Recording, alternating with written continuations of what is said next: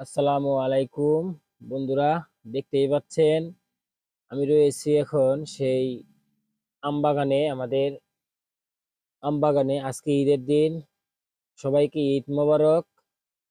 তো আমার সবচেয়ে খুব কষ্ট লাগলো, দেখেন আজকে মুসলমানদের সবচেয়ে বড় একটা উৎসব ঈদুল আজহা, ঈদের নামাজ পড়ব।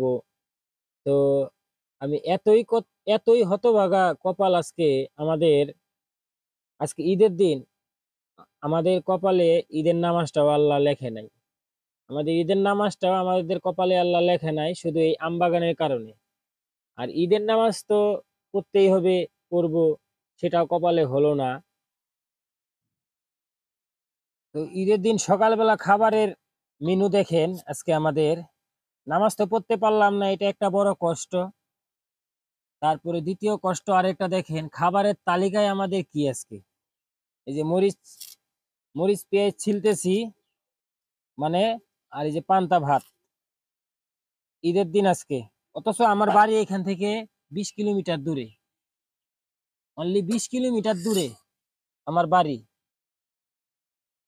20 কিলোমিটার দূরে আমার বাড়ি, তারপরেও আমি যাইতে পারলাম না ঈদের নামাজটা পড়তে বাড়িতে, কিবা বাড়িতে ঈদ উপলক্ষে বাড়িতে যেতে পারলাম না। আর মানুষ দেশ বিদেশ থেকে, বিভিন্ন দূর থেকে মানুষ কত কষ্ট করে এই ঈদের নামাজটার জন্য বাড়িতে চলে আসে। আর আমি এমনই হতভাগা, আমি যাইতে পারলাম না। আর সকালবেলা খাবারের তালিকাটা দেখেন আমাদের, এই যে পাতিল ভরা পান্তা ভাত,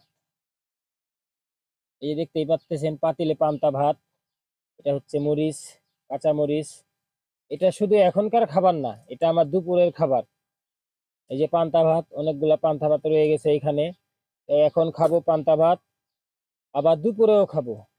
আসলে আল্লাহর কাছে লাখ লাখ শুকরিয়া আদায় করি, তারপরেও যে আজকে ঈদের দিন আল্লাহ আমার কাছে এই পান্তা ভাত যে আমার রিজিকে রাখছে, তারপরে আল্লাহর কাছে অনেকটা আমি খুশি যে আল্লাহ, তুমি আমার আমার রিজিকে এই পান্তা ভাতটাও তো পক্ষে রাখছো।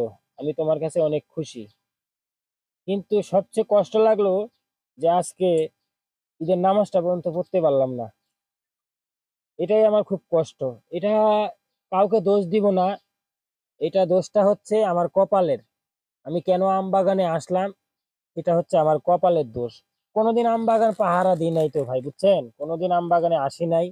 যদি জানতাম যে আম বাগানে আসলে ঈদের নামাজ পর্যন্ত পড়া যাবে না, তাহলে আমি এই আম বাগানে আসতাম না। তো এবার আসে ভুল করছি, এই ভুলটা আর কোনোদিনও করব না ইনশাল্লাহ। আর আম বাগানের কাজ করব না। যে আম বাগানে ঈদের নামাজ পর্যন্ত পড়তে বাধা, সেই আম বাগানে আমি আর থাকবো না। এই বছরই আসলাম যেহেতু, একটা বড় ভাইয়ের বাগান, এই কারণে আসলাম যেহেতু, ভুল করে ফেলাইছি, এবারই শেষ।